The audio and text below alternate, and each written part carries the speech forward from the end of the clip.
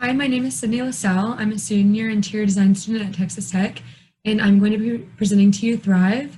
This is my residential project, which focuses on families that have children on the autism spectrum. If you've met a child with autism, you've met a child with autism. Each and every one of them is so wonderfully different. This comes from Autism Parenting Magazine, and I chose it because it just focuses on the individuality of each child on the spectrum. According to child health data, there are approximately 1,725,297 children aged 3 through 17 who are currently diagnosed with an autism spectrum disorder. This means that there are a lot of families in need of environments which are fully supportive of themselves, their child with autism, and any other children or family members they have. The purpose of this research was to determine design considerations which can benefit these families, promoting a positive family environment that is inclusive and allows family members to thrive. This research involved several methods, including the review of scholarly articles and expert interviews, which came from the sibling of a child with autism, the parent of a child with autism, and a residential interior designer. The scholarly articles covered a variety of topics, including design for adults with autism, overall design for the autism spectrum, psychological interventions in autism, depression in mothers and fathers with children with disabilities, parenting stressors and coping for raising young children on the spectrum, and an overview of the different housing options for both children and adults on the spectrum. The expert interviews were used to give a different perspective of what was formulated from the actual research. Getting the perspective of people who have experienced these things hands-on was vital to the research that went into this project. Through this process, many design considerations were formulated. One of the major considerations to focus on was just to take into consideration the needs of not only the child with autism, but other family members. This project that is to come from this research is a residential environment which is suitable for caring for children with autism. The designs will not be limited to just these families, though. The design considerations in place will be beneficial to all families.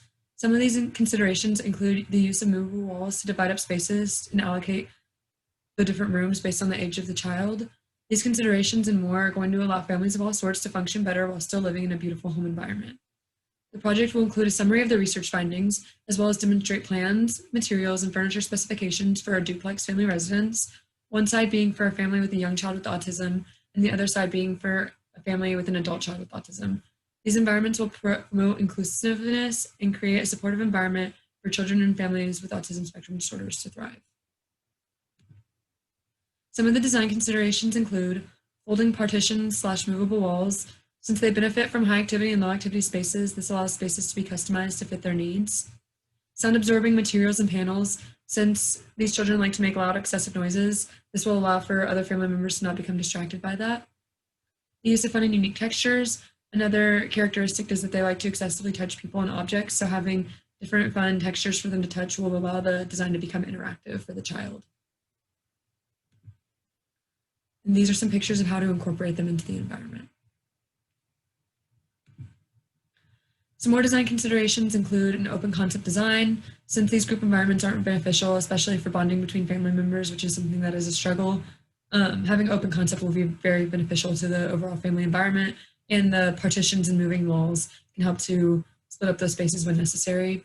Lots of windows for natural light. Natural light's beneficial to these children as well as all people, since natural light's good for our mental health. So there will just be a lot of natural light incorporated throughout the different spaces. And then also having an escape space where all the precautions are removed will be beneficial because it allows the child to escape and just get a break if they start to feel overwhelmed in the environment that they're in. And here are more pictures of these incorporated into the environment of the home.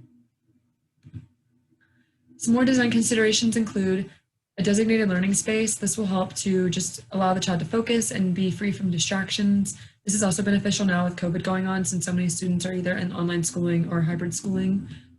Lots of space for organization and storage. Having clutter can cause a lot of stress on the parents, so just having this ample space for everything that they need will cause the parents to feel less overwhelmed and just less stressed out with clutter. And then clean lines and architecture, just to help everything look more clean and minimalistic, which decreases the feelings of stress. And these are more pictures of how these can be incorporated into the environment. Some more design considerations include the child's bedroom being further from high activity areas, since they can become overwhelmed by high levels of noise. Keeping their rooms away from areas such as the living room and kitchen where people might be entertaining will be beneficial.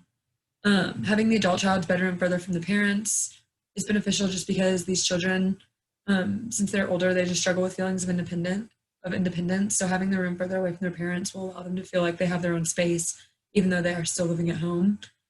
And then for the young child, having their bedroom close to parents is beneficial just because their parents are going to be going in to check in on them, and it'll stop them from having to walk long distances to go do that. And more design considerations, including just catering extra to the needs of the mother. The levels of depression in mothers raising children with intellectual disabilities is extremely high. So just focusing on these is very important. This can be done in a variety of ways, such as a spa-style bathroom, quiet reading spaces, a large kitchen if she likes to cook, etc.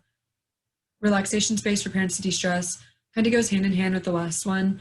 Just the levels of stress and depression in these parents can be really high. So having spaces where they can just go and relax and be cut off from all their stresses is vital. Also limiting the use of white. This is especially true in floorings and in wall coverings, just because children are messy and spills, and if they like to color on the walls, just getting those stains out and worrying about the mess can just cause a lot of stress. So limiting the use of white will help with that. And these are my citations. Thank you so much for listening to this presentation. I hope you enjoyed learning more about children with autism.